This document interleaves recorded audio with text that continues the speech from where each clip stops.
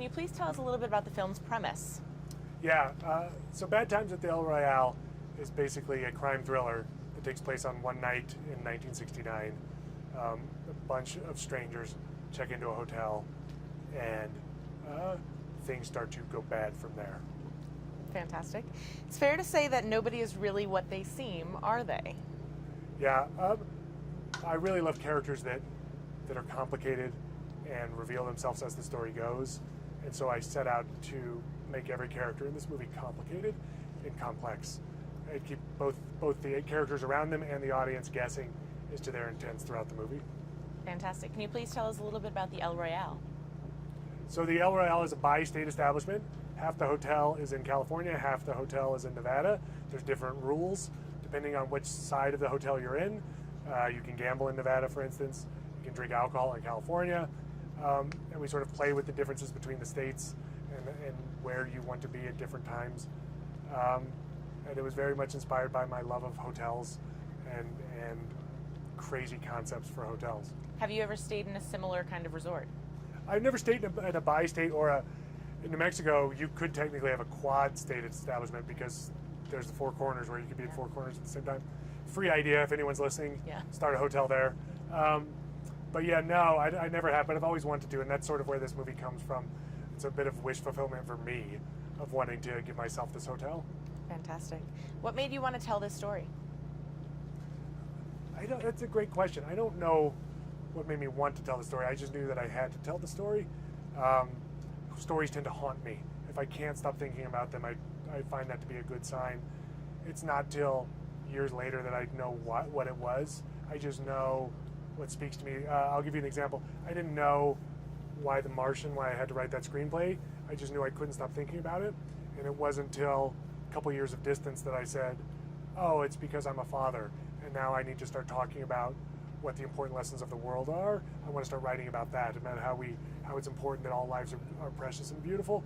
I didn't know that when I was writing it, but at the time, that's what was coming out. Bad Times, it'll be similar. You'll ask me in 2 years, and I'll have a better answer because I'm in the middle of it right now. Fantastic. How did you get such a great cast? I think I must have won some sort of celestial lottery or prayed to the wrong god, because boy, I must have sold my soul to the devil, I suppose, because this cast is a dream cast. And I guess it starts with the script. I really tried to write a script that would tell actors that I'm here for them and I want to give them something special to play, and I will be in the trench with them. As much as it is, I think it comes across. They can sense that I love characters. You know, like my love of my characters comes through, I hope, on the page, and I think that clicks with actors. And then it was really just a matter of sending it to Jeff Bridges. I started with Jeff Bridges. He was my dream choice to play Father Daniel Flynn, and he said yes immediately. And once you have Jeff Bridges in your movie, the momentum starts rolling downhill because all actors want to be on the screen with Jeff Bridges. He's just the sort of person that brings up everyone's game, both in front of the camera and behind it. Did you have any films in mind when you wrote it? I didn't really have films in mind, but I did have crime fiction in mind. Certainly the novels of Dashiell Hammett, the stories of Flannery O'Connor, Graham Greene, James Ellroy, they were big influences on me. And I wanted to sort of take what I found so thrilling about their writing and use it as a jumping off point for my own. The film's primarily set at the end of the 60s. What is it about that time period that drew you to it? The 1960s were very much both an exciting and a tumultuous time. You had these great leaps forward in art, both in music and film and the art world, happening at the same time that you were having real darkness. You were watching leaders like John F. Kennedy, Martin Luther King, Bobby Kennedy all get killed.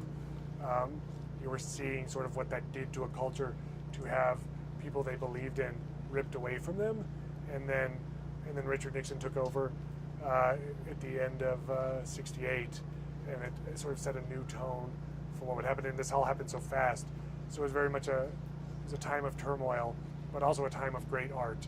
And that sort of duality was very attractive to me. Music is key in this film. Did you have any specific songs that you were going to use when you wrote it? Yeah, I mean, more or less every single song that's in the movie I put in the script when I was writing the script. I wrote this movie on spec, and I wanted to say, I wanted to be very clear about what I wanted to do, so that I could say to the studio, look, the reason I wrote these songs into the script is so that you really can sense what it is I'm trying to do. Don't buy this movie if you don't want these songs in, because these songs are not arbitrary.